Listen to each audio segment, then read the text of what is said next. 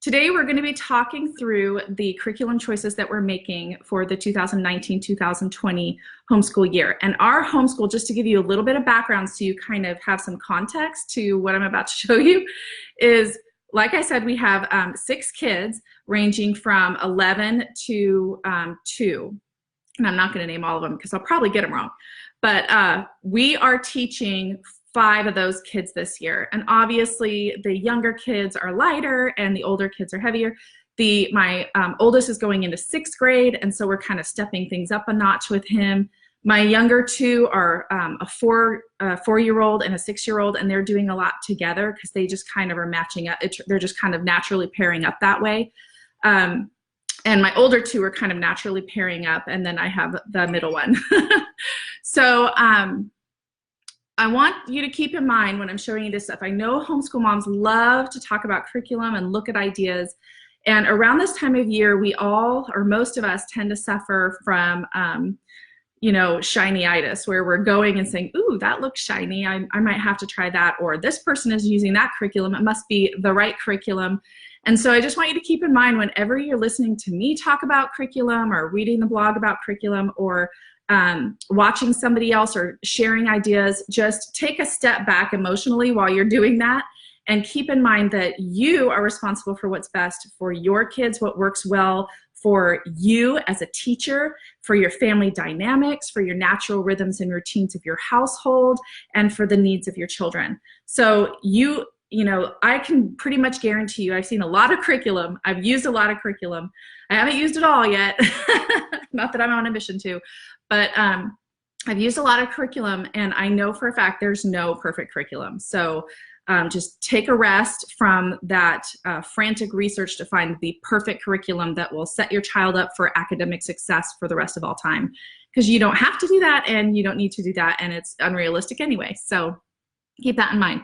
And then I also want to mention that whenever we're in planning mode in our homeschool, and we homeschool year-round, so there's a few different times of year where I am looking at curriculum and planning for the coming year, but this tends to be the time where I spend time looking at goals and our mission and vision and talking with my husband over, what he wants to see in the homeschool and what he wants to see for character development with my kids. So we spend more time during this time. And a lot of that is devoted in prayer. I spend a lot of time praying over the vision for our homeschool, that I would have that vision in mind as a filter to push all of the other things through so that I end up with what I feel like is the best for our family. And sometimes I think we say that we're going to pray for something and we don't always follow through. And I have learned the past few years that prayer for my homeschool, and especially in this planning phase, is so critical. So do pray for it. Okay, so keep in mind, I have 6 kids. You might have 1 or 2, so I have a lot more books, and that's okay. Like I said, we're stepping it up with our 6th grader. We are year-round homeschooling, and the way we do that is, and I'll leave you some posts that explain this in more detail, but basically we year-round homeschool and we take breaks when we want. Basically. And so we'll take blocks of time off, maybe for holidays or just for fun, vacation time. Like we just took a vacation. We're coming off of it right now. And so when I'm looking at curriculum at this time of year, we're like 2/3 of the way through a lot of the materials that we're already using. So we don't do a hard stop and a hard start on curriculum. We just kind of naturally roll with it and do the next thing when we finish something up. Like I said, we're going to use what we have, or we're going to try. And the way our homeschool functions, and this is important to remember too, based on what I'm going to show you, is we have a group time. We do a lot of group time learning, which is usually during meal times. I spend time, we do our memorization work, a lot of read-alouds on various topics and subjects, and then we do some project work on occasion, maybe once a week or so. And we do that all together, and it usually is anchored to our meal times. And so like our older kids, they will be exposed to that reading, and they'll engage in that reading and discussion. And then they'll take notebooking or other materials off on their own later in the day and do some independent notebooking. So that's kind of how we do a lot of our work. And then my kids, my older kids especially, my older 3, so that's the base of their work. and then they have independent work that they do like math and things like that. And then they have a looping schedule that they go through. You can see the loop schedules, I guess it's over here, in the back. And so I'll give them a lot of really good materials, maybe 3 to 5 really good materials and courses that I've chosen some of them and they've chosen some of them, and they'll rotate through that list. And so that way they're moving forward with fun things and electives and without dropping the ball on those, but it's not taking up a major portion of our day. Just keep that in mind when I'm showing you all these materials. All right, so the first thing we do is our whole family learning. And as I mentioned, the first thing we do in the morning when the kids come down is we eat breakfast and we do our morning time. And our morning time involves prayers and devotions. We sing a hymn. We do our memory lane, which is basically just memory review work of things that we've already memorized and want to keep fresh in our minds. And then we do our Bible curriculum. And that usually is where the morning time ends. That's the end of their attention span. And then in the afternoon at lunchtime, I'll read to them again, usually from history or science. And if we're all done with our history or science for that week, then I'll read some good literature, or we're doing an around the world literature thing. I'll show you guys all this in a minute. So I know I'm going through that kind of fast. And then at dinner time, if we're up for it, basically, I read to them, usually from, a good book. But this time I have some, well, obviously from a good book. No bad books.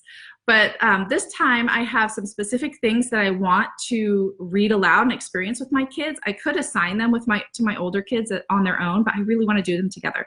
So I have that time planned for dinner, and we're keeping it loose because, we're not always going to, my husband isn't home for dinner usually because of his work schedule. So it's just me and the kids. So we just kind of treat it as another group learning time, but sometimes mama is tired. And so we do an audiobook or just talk or listen to music or whatever. Anyway, that is how our homeschool functions. That will give you just a little bit of context so you know what I'm talking about. Okay, so our group time, I have a stack of books here I'm going to show you. This is what we do in the morning and in the afternoon during lunchtime. So we have character. For character, we use the character concepts books. This is just one of them, the one we happen to be reading right now. I usually do once a week from these, and we have all of these character books. They are very good. My kids love them, and they ask for them all the time. I just like that they're engaging, and they have pictures of real people in them, and from the people who wrote this, Rick and Marilyn Boyer, and my kids just really enjoy it. And so we're learning through stories about character, and then it gives them action steps and stuff. So we read that. We're going to continue that. I believe that might be the end of that series. That's like the older kids. So we're just going to loop back to the beginning when we're done with that. We also, at least a couple times a year, we will pull out the self-control and anger unit study that I wrote, and we do that together, and then the obedience unit study I wrote. And we use that as character studies too. So when we're doing those units, we won't be reading from that book. I'll leave you guys links for that. So then, let's see. I actually forgot to show you these. So in the morning, like I said, we do our daily prayers and blessings. And that's just some prayers I pray over the kids. And then we do our memory work. And I have a video on this separately that I'll link in the comments, so we don't need to go through it in detail, but we take out this binder and we go to whatever day and day of the week and day of the month it is, and we review the memory work we've already done in the past. Then we do Bible road trip. Bible road trip is another thing we do every single day. The way this works for us is I'll read from it, and I have another video on this too, and I'll show you this, but this is a curriculum that I think I've used from the beginning, homeschooling, and I love it. This year we're doing a little bit more with it, so I not only read to them from the Bible passages and from some of the extra selections, but my older 2 kids do the notebooking for it, and I'll show you guys that in a minute. So we do our Bible road trip, which is reading through the Bible and discussion questions for the most part. We do our James study. Now this is James Deep in the Word. This is the Scripture Memory Challenge and Bible study for families. And this is what I've been writing on the blog on a monthly basis. We incorporate this once a week as far as the devotions and the any handwork that we're doing, any written work. But we review the Scripture up there.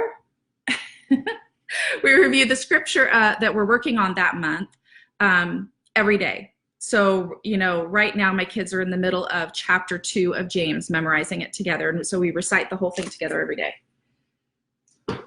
All right. And then another once a week selection is my Sound Words for Kids theology curriculum. And this goes through, you know, with Bible Road Trip, we're studying the Bible stories and we're discussing them. And this is more like studying the themes of the Bible and the overall principles and basic doctrines of the Christian faith. So we are working through Unit 5 right now, which is Christ and His work. And then, and I'm in the middle of writing Unit 6 right now, which is about God's Word. So we do that once a week, and that's reading from the Bible. There's some coloring pages and activity pages, and the older kids have some notebooking pages and an extra little bit to read. All right, so let's see. I mentioned during lunchtime, we do history and science. We alternate weeks. So we are finishing up America Story 1. So we're going to go ahead and do America Story 2 as a family. My older 2 kids use the notebooking journal, or whatever you want to call it, basically activity pages that have a little bit of writing in them. And so we'll read this during morning or during lunchtime, and then later on in the day, the kids will do this as their independent work.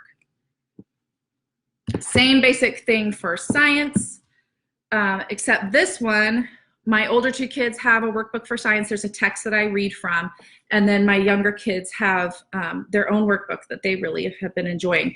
I have reviews for both of those curricula, the America Story and God's Design for Life, beginners and regular. I'll link those in the comments if you want to check those out. Excuse me. Okay, so we do that reading during lunchtime. We probably get through those lessons within 2 to 3 days, so we have a little bit more time. And so what we've been doing, and we're still working through this, is we're doing the Beautiful Feet books, Around the World with Picture books. We're doing part 2. We already did part 1 last year, and so that will take us well into this school year. So this is the guidebook, and it has some. I still need to do a review on this for you guys, but it has some fun. We started with Spain. It has different activities and suggestions for videos and everything you can do. So we read through those, and it's literature-based. So like, here are some of the books we read for Spain, and we got the pack, so it came with all the books. And things like, here's art masterpieces to color. I keep going the wrong way. That's all a part of that curriculum, and my kids really enjoy that. And I think they're really well done. We've done a few Beautiful Feet books courses, and those so far are my favorite. So we're enjoying that. It's a fun way to do geography. We have the big map. We have the big map on the wall. So we've been, you know, studying geography as we go and learning culture. Okay, and then another piece that we add, and this is something, so I mentioned that we do a 4-day week. On the 5th day, we tend to set aside the 5th day for character, a focus on character, and then just electives. So for us, that's art and music. So what we do is we've been using Masterpiece Society online courses. We have a membership with them, and they're fantastic. So my kids have been doing, you know, all the kids all together can do little projects like this, and they have videos and tutorials that walk you through them. But also you can buy the courses separate too. But the membership that we have, the reason why I got that instead of just little courses is because not only can we do things all the kids enjoy, you know, even the 11-year-old will enjoy this, but there's like an Art 101 drawing course, because my older 2 kids wanted to learn how to draw, and so there's tutorials for that. And then there's also, I got from them some courses that are about artist study, because that's not something we've really done a whole lot of. And so I'm just going to, every once in a while, pull one of those and incorporate it into our 5th day afternoon time. We call the 5th day Home Blessing Day, because we do fun things like that, and then we catch up on chores, and we focus on character and things like that, and life skills. All right, and then the other piece that we're going to do is a read aloud in the mornings and this is one of the ones we're going to do during dinner time. We're going to alternate between, well, I shouldn't say alternate. We're going to go through a decent chunk of this book, Who is God? Now, we've gone through this series before. This is the What We Believe series from Apologia.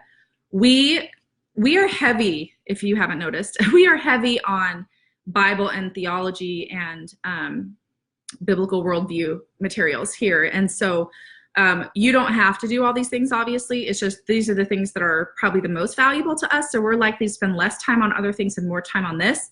This complements Sound Words really well. Sound Words is more just teaching the doctrine in a question and answer format and engaging with the Bible stories. This is a little bit more story based, and I don't know. I'm pretty sure I have a blog post reviewing this. But like, where was the Garden of Eden? You and I were made to worship. Here's Walt Disney's Mulan. I don't even know. It's been a long time since I've read these, but they're really engaging stories, and they're broken up in manageable pieces. So we can usually get through a lot of it at once, but because it's broken up so nicely, it's easy to find a stopping point during read aloud time. My kids really enjoy these stories. So and it teaches good information about God and the Bible. So my older kids are going to go, my 11-year-old, not my older two, just my 11-year-old is going to be doing the journal with it. And I think we'll probably only get through this one this year, but that's okay. So after we do, a reasonable unit, maybe a couple chapters in that book, we're going to go back to our reading of missionary biographies. And so my goal is to pick 4 of these. We have the whole set. The whole set as of a few years ago. They add things every year. This is YWAM, Christian Heroes Then and Now. So we've read several of them, but I'm going to pick 4, one for each quarter of the year, and we're just going to read through it. I have a free notebooking page that we use for missionary biographies. I'll leave you guys the link for that if I remember. If I don't, remind me. It's really helpful. It's really simple, but it's really helpful, and it helps me to make sure that the kids actually were listening and pulled away some good information from those stories. But my kids really enjoy reading those missionary biographies, even the little ones. Okay, let's see. There's some things I don't have the physical item for, and I wanted to share. Okay, life skills. Life skills, I could use some more of those. So we like teaching life skills. Like I said, we call our 5th day Home Blessing Day. I'll leave you a link to that, explains that. One of the things we teach them is life skills, and sometimes I don't even know what that means, and I'm like, what do I teach them? They're the same things that I can think of over and over and over, like how to clean up your room, how to cook, things like that. But I like the Skill Track software, or it's an online program, and I'll leave you guys a link for that too. But we like that because I can pull from age-appropriate life skills to teach them, and there's tons of things in there I would have never thought of. And so we're going to continue with that this year. We kind of slacked off on that last year, and we really like it, and my kids love it. So we're going to do more of that this year on our Home Blessing Day. Okay, the other thing, let's see. The other thing that we do, I mentioned that we do art and music on Home Blessing Day, and I'm going to show you the piece of. So what we do is we use music in our homeschool, and it has several online courses. You log in and you go through them, but it has these little video courses and discussion questions you can do with your kids. One of the ones we really like is the hymn study one. I actually was a contributor for that too as a devotional writer, but I printed off all the little hymns from the printable they have, and so it's our little hymn book. So we've been learning these hymns together, and I just pass them out and we learn them. But on Home Blessing Day, we crack open music in our homeschool on the computer, and I'll turn it around. I'll just turn the computer around, and while they're eating, we will watch and listen and discuss and have a good time. So that is our whole family learning. That's basically what we do all together. Then I've already explained our read aloud schedule. So I'm going to go through the grades now. So I have 6th grade, 4th grade, 2nd grade, 1st grade, and kindergartner. And then the baby, we're just trying to teach him how not to scream all day. That's like pretty much my goal. I'm failing miserably so far, but we're getting there. So Jaron, my 6th grader, the first thing that he's going to be doing probably more of this year than he has before is notebooking. We use notebooking a lot in our homeschool, and basically it's just advanced note-taking. They're writing down what they learned. They're paraphrasing, summarizing. You could call it written narration, you know, from a Charlotte Mason point of view. And so they're reading their Bible or doing Bible road trip or doing sound words or, you know, listening to me read from their history text and maybe doing a little extra reading, and then they're writing down what they learned. And so each of my kids, my older kids, has their own binder because I'll be passing a lot of these things out to them separately. So, you know, I might have, you know, let's say the missionary biography notebooking page. I would hand that to them and they would fill it out and we'd discuss it and I would help them where needed, and then they would put it in their binder. So we do a lot of notebooking style homeschooling. It works really well. And the way for those that aren't, for kids that aren't really strong writers, it actually works pretty well because you can kind of spread out the writing throughout the week, especially for the younger ages, so it's not too much. And then as your kids get older, like my 6th grader, then you can start to add to it and, you know, ask for more. And so our general rule, I learned this from my friend Danica, my general rule is to ask them to write 1 sentence per grade. So like my 6th grader will start writing, you know, I'll say, okay, here's your notebooking page about 2 Peter, write a 6-page. He might go on strike. A 6-sentence paragraph about what we read today in 2 Peter, for example. And the notebooking pages. So we keep our Bible road trip notebooking stuff separate. Bible road trip, like I said, I really love it. And I didn't write it, but we really enjoy it. And in the past, we've kept it pretty light. We've just done the reading and the discussion questions, but now we're doing more and we're going to continue because that's been working really well. So we are going to continue doing our notebooking, and she has beautiful notebooking pages that are really engaging. I hardly have to do any instruction on what they're supposed to be writing about. Okay, so he'll be doing that. Then he's going to continue with writing strands. Writing strands, we switched to this last year for him. This is the teacher guide. He's finishing up beginning 2, and then he's going to start intermediate 1. And that seems to be going pretty well for him. So we're going to continue that. I have a video on that. I'll leave you a link. And then we're going to continue with New American Cursive. This he just does once a week. He's doing pretty good, so I don't feel like he really needs to do it every day, but he does need to keep it fresh. And there will be times when he's doing his notebooking that I'll say, let's do that in cursive, just to make sure he's still keeping up on those skills. So we're gonna go ahead and continue with that. This one is historical quotes for New American Cursive. They have scripture ones too. And then this one we started and then kind of dropped, and so we're gonna pick it back up again. This is note-taking lessons to improve research skills and test scores. I'm not worried about the test scores part, but a friend told me about this, and it's just a really good way to teach them how to, let me show you a page, to teach them how to, you know, read this passage, and then it guides them step by step, first very hand holding, where it's telling them what, you know, what to write down from each piece, like what's the topic, what's the heading, what are the vocabulary words, and then it gets more advanced as you go on. I just think that's a really good skill.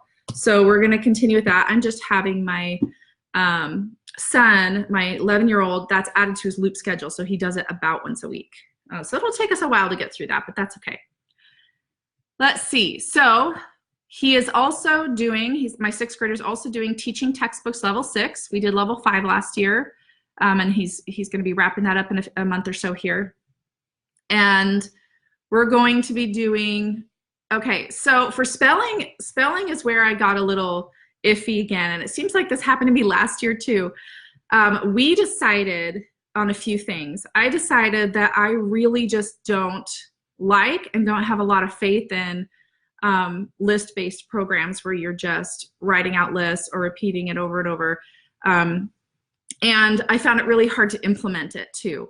So what I have enjoyed in the past for our homeschool is doing more of a Charlotte Mason approach to spelling, where you're teaching them copy work and then transcription, which is copying over, you know, they'll look at a couple words and then they'll go copy it over here. So they're doing words at a time rather than just direct, you know, letter by letter. And then dictation, where you're reading it to them and they write it. And then also word study. It's called, I believe it's called prepared dictation, where you're teaching them to study the sentence, look at the words that they're worried might be a problem for them, and visualize how those words are spelled, and you might do a couple more. Some people have them write out that word a couple times. And then when they think they've got it, then you do a dictation where you're reading to them and they write it down. And then you just practice the ones that they missed. That is the approach that I prefer. My son, though, we were thinking about him, and I have to keep in mind that I'm busy and I have a lot of things to manage, a lot of kids to manage at once. So what we decided this year to try for him instead, since he's a little older, I'm gonna do that with the younger kids this year again. But what I'm gonna do with him is have him try Phonetic Zoo. And Phonetic Zoo is from IEW, and I have not tried it before. I don't have it because I'm gonna buy it at the state homeschool convention that's happening here in Oregon in June. And but it's a audio-based, more independent, it's not completely independent, but it's more independent audio-based spelling program that he can kind of go through himself. So I'm pretty curious to see how that goes, but I think he'll enjoy it because he can kind of own it, So we're gonna do that. I also, quite a while ago, I bought on sale Word Up. It is a Latin and Greek word root set of videos. It's set up like game show style. It's from Compass Classroom. And again, all these links will be in the comments when we're done here. But that one I got a long time ago to kind of introduce word roots to my kids, because we really haven't done anything like that. And I think especially for my older kids, it's time to start introducing those, and that would be a fun way to do it. So since we haven't used it, we're going to use that this year. We are also going to be doing a literature aspect for my oldest, my 11-year-old. I researched a ton, and I was thinking we were going to go ahead and dive into like a full literature curriculum, but I decided to hold off for a year or two. And instead, Schoolhouse Teachers has this literature course written by Adam Andrews, who does Center for Lit, and Teaching the Classics is what the program is called that he does. And he has a course in there where it goes from like kindergarten through 12th grade, and it picks different books that you can use. It has like study guides and things that you can do together. So we're going to do that because I noticed that it started with the Chronicles of Narnia, and my son is obsessed with the Chronicles of Narnia, the whole series. So we're going to start with that. And at the Build Your Bundle sale, which I don't have a link for, but at the Build Your Bundle sale, I picked up a couple of Progeny Press literature guides because I had also heard that those were pretty good. So I picked one up. I can't remember what the book was for, but I think maybe Bow of Bronze. But it was one that caught my attention because I heard it was good. So we're going to just do those together and kind of dip our toes into more literary analysis. Writing Strands kind of started us on that path because it basically has you pick a book and then ask some really basic questions. And so it got us started on that habit, but we're going to go ahead and continue. And then probably in the 7th or 8th grade, we'll pick up a formal literature curriculum for him. Okay, he's also going to be doing typing. So we are going to be using, I think it's typing.com. I'll leave you guys, I have the link, so let's see. Let me make sure I got that right. Yeah, typing.com. I signed him up for it. It's free. It looks pretty good. It will guide him through it, so I don't have to interact with it a lot other than just, making sure he's doing okay and not frustrated and moving along. So he's going to be doing that, and so is my 4th grader, actually. And then handwriting, I already explained what he's doing for that. Okay, so then there's some pieces that are built into the rotating loop schedule as well. Some of those other things I mentioned are as well, but the reading challenge is something we do every day. And all reading challenges, we call it that, that's the term in our home, but all it means is I'll pick a book for him to read, and then he'll read it, and then he'll narrate back to me what he read. Then he'll pick a book to read and read it, and then narrate back to me what he read. And so that way, there's a couple of reasons I like that. It's really easy to remember. It helps him pick books he likes. It helps me incorporate new things into his reading repertoire that he hasn't really encountered before. And it helps him practice his narration skills and helps me gauge his comprehension, especially on books that I already am familiar with. I do that with all my kids that are readers. We have built into our loop schedule, the line item says special devotions with mom. And all that means is that that child and I will sit down for 15 to 20 minutes that day, or longer if we need to, and we will do a brief Bible study and discussion and maybe a project or whatever usually relating to a character issue, maybe something that I just want to teach them about, you know, a character that we haven't really explored yet, or something that has been a sticking point for them. And the resources I use the most for that, I already mentioned I have my obedience and my self-control unit study. I use those a lot. We go through those as a family, but these are the ones I use for that special devotion with mom. This is for instruction and righteousness. These are both by doorposts. This is a topical reference guide. So I could look up lying, for example, and it will give me some scriptures that talk about lying, about the benefit or the blessings of honesty and the consequences of lying, and what the Bible says about it, and discipline or correction ideas. I find it really helpful. Different Bible stories that illustrate different aspects of that character trait. So we'll do stuff like this together. This one is more of like it's also a Bible study, but also a project-based one. They have Polished Cornerstones. This one is for girls. And then they have Plants Grown Up, which is for boys. We have both of them. And so we'll pick something from here, like the one I just looked at. Oh, this is a merciful woman. So it goes through what does it look like to be a merciful woman? What does the Bible say about it? You know, it has different projects, different books and resources that you can do. So this is like, this will last forever for us. I'm really glad we've had those resources since the very, very beginning, and we use them every week. All right. And then we do something called inquiry, which sounds really fancy, but all it is inquiry just means that when we go to the library, which we try to go every week, although we haven't been lately, but when we go to the library, they pick out one or more nonfiction books on a singular topic. It could be an animal or how to build engines or whatever, and they read them. And then when they're done reading them, they jot down some notes, and they do an oral presentation about that topic for me or their dad. They would prefer doing it for their dad.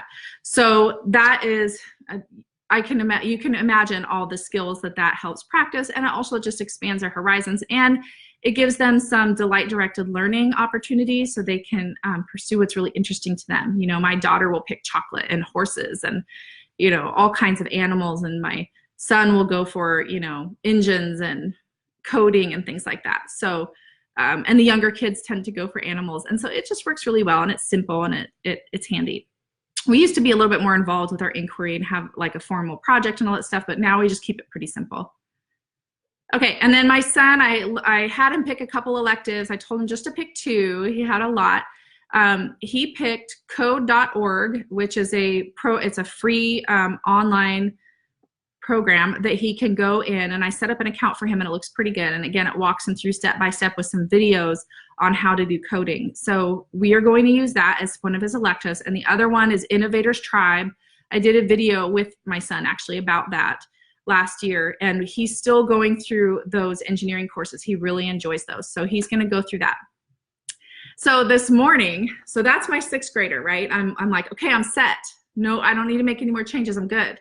So this morning, he and I attended a webinar through schoolhouseteachers.com that Northwest Treasures was putting on. Patrick Nura, I think was the guy's name. And he did a 2-hour webinar on dinosaurs in the Bible. And I know they have a course in Schoolhouse Teachers about it. It was on our list. We just hadn't gotten to it. But my son was so excited. If you look in the stories on my Facebook page or on Instagram, you'll see him in there. He was so excited. Every 10 seconds, Mom, did you know that? Just on and on and on. He was so into it. And at the end of it, I was like, okay, you know, I'm familiar with Northwest Treasures, but we hadn't used any of it. So we're going to go ahead and look at maybe picking up some of those resources for him as an elective as well. We'll see. He's got a full schedule, because the last thing, you know, in discussing this with my husband and looking at his schedule, especially with looping, makes all this very manageable. So we have some room for another course if he wants to take it. And or not if he wants to take it, if we if we want him to take it. So my husband has been asking for my oldest to start doing a logic course, and I hadn't really found anything that was written to his level that I was interested in. But we have been looking at the master books, Introduction to Logic, and I was looking at some samples, and I think we're going to go ahead and get that at the conference. next month, and we're going to have it on hand. We probably won't start it until like mid-year for us, but it looks like it could be a really good study, and we might even do it together as a family. And then he'll take some more advanced logic later. So that is 6th grade. If you guys have any questions, let me know. 4th grade, my 4th grader, she's doing a lot of that notebooking that I already mentioned that my oldest is doing. The only thing she will not be notebooking on is the Apologia, What We Believe series. I'm trying not to overload her notebooking. She'll be doing teaching textbooks level 4. Yes, level 4. She'll be doing the typing lessons using typing.com. She'll be doing reading challenge, special inquiry or special devotions with mom, and inquiry like I described for my 6th grader. For language arts, I was pretty much ready to just have her do reading a lot, because she does. She reads constantly, and just do some more dictation like I mentioned. But she has been really enjoying, I suggested she go to Writing Strands, and she's been really enjoying the language lessons for living education that she did this last year. And so she asked to continue that. So we're going to continue that. So she'll be doing level 4. I am going to give her the option to pick between that or Grammar Galaxy, or to do both. We have Grammar Galaxy. We use that as more of a whole family learning, but it can be done independently. And my kids really enjoyed that. And it was engaging for them, the stories, because they're like, you know, a family in space and, you know, battling bad guys with grammar. So they really enjoyed that, and she's been asking about it. So I'm going to let her choose basically which one. And then let's see, so that's pretty much it for my 4th grader. It seems like a lot less. Oh, well, okay, that's because the electives, she's also been wanting to do, she's also been doing the Innovators Tribe engineering courses. So she wants to finish those. So she's going to continue with that. I haven't decided yet if I'm going to do Phonics Zoo with her, or is it Phonics Zoo? Phonetic Zoo with her. I think I'm just going to have her stick with dictation, but if she shows an interest, which this happens a lot, you know, I get the older one to do it, and then she's like, I'm interested in that. And I'm like, that's great. You know, I never want to quash that. So if she seems interested, I'll have her do that too. But mostly with her, we're going to pick up a little bit more speed on notebooking. Oh, and then the other thing I forgot to mention that she's going to be doing is let's see if I have it here. Okay, here's her Bible road trip. So she'll be doing that for notebooking. Here is language lessons for living education. She really enjoys this. If we do this, I'll probably pull dictation sentences from here, because they use poetry and scripture. I'll leave you guys the video for review I did on that. Here is Grammar Galaxy. So these are the ones I'm going to let her choose between, or to do both. It's up to her. She really enjoys reading, so something like this isn't really hard for her. It's just, and I also have a review for Grammar Galaxy I'll leave for you. And then this piece, she, like my oldest son, is doing cursive with New American Cursive. The rest of my kids are all doing a reason for handwriting. So she'll go to level D, I guess, whatever comes after that. And then she and I do the polished cornerstones for our devotions. And that's about it for my 4th grader, and that is plenty. She reads so much that her reading challenge, you know, where she reads a book and I read a book, the other kids, you know, even my oldest, he won't read quite as much as she does in one sitting, although he's starting to. But she'll pick up these big, thick books, and that's her reading challenge. And so what I want to try to do this year is try to engage her more in conversation about those things, because she plows through them so fast. I really want to have conversations with her. So I'm going to be picking some selections and then putting stopping points, like maybe bookmarks where it says, come talk to mom, and have some questions for her. And we'll just discuss it together just to kind of gauge where she's at. All right. Then we have 2nd grade, my 2nd grader. My 2nd grader is going to be doing CLE Math. I used CLE Math before we transitioned to teaching textbooks. I really like CLE Math. The only reason I really transitioned in the first place was because I couldn't keep up with the grading.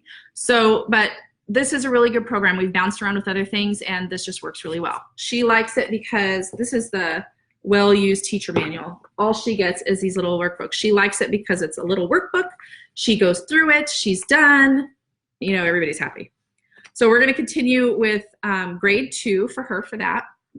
She's going to be doing My Story 2. This is My Story 1. We're going to pick up My Story 2.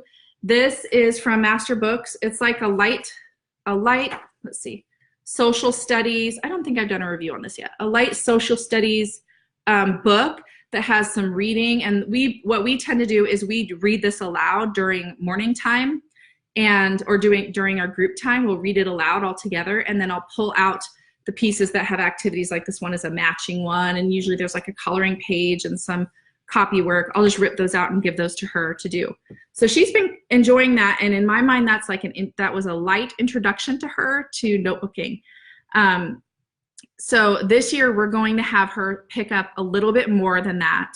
Not a lot, but just a little bit more, and start doing some notebooking for Bible Road Trip. I'll pick out some notebooking pages where she can just draw and draw from the selection that we read and write maybe one sentence about what we learned. And we'll work ourselves up to 2 sentences.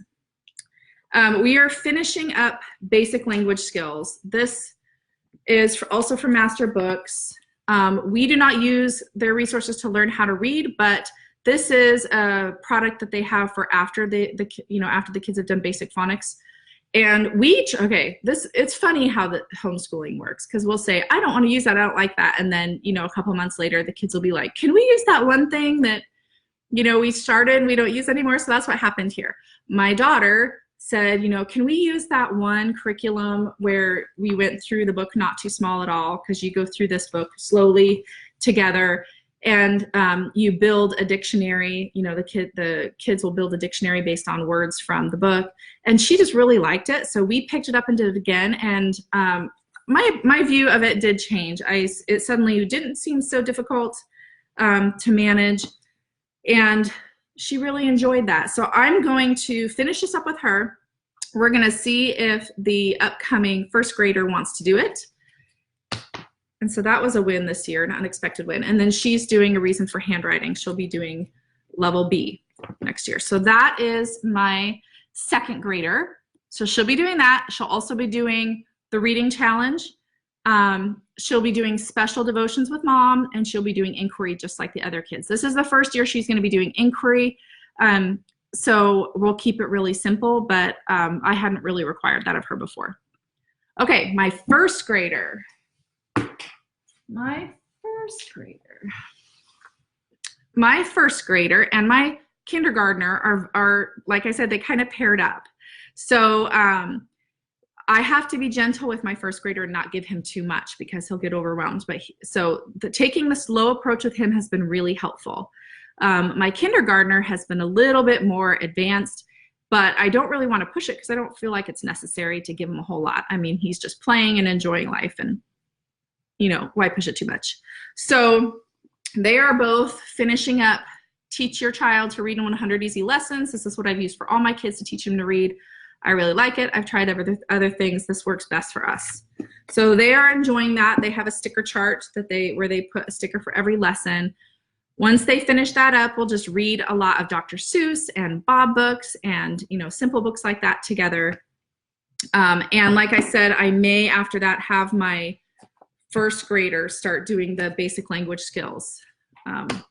It's a good transition curriculum too, so by the time they get to second grade, if you decide to give them more than that and something more, written work, then they're familiar with that format.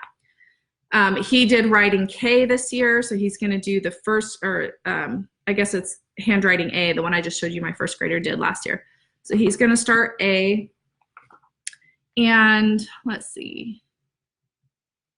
And a reading challenge. I'm going to have him start doing reading challenge, where he's going to read a book and then narrate it back to me once he's done with Teach Your Child to Read in 100 Easy Lessons.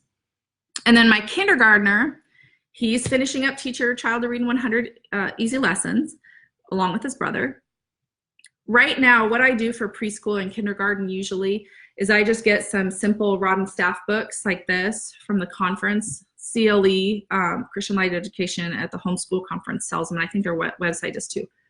They're just really simple, easy little things. At those levels, I don't really require much at all from them. I just look for reading readiness, I look for writing readiness, and then I introduce those pieces.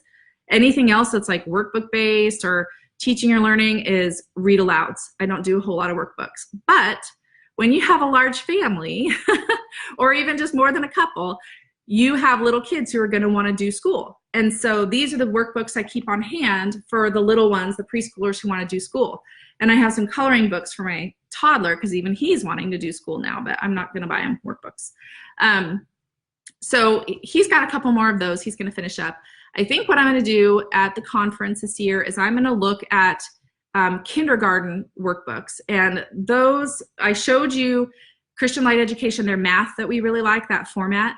And so at the conference, I'm going to look at the Christian Light Education kindergarten program. And it's just the same thing I showed you. It looks like this. It's just, you know, like 10 of these little workbooks, and they can work through, he can work through it at his own pace, and it's fine. It's more just because he wants to, and it's fun, and it helps him with like fine motor skills and things like that.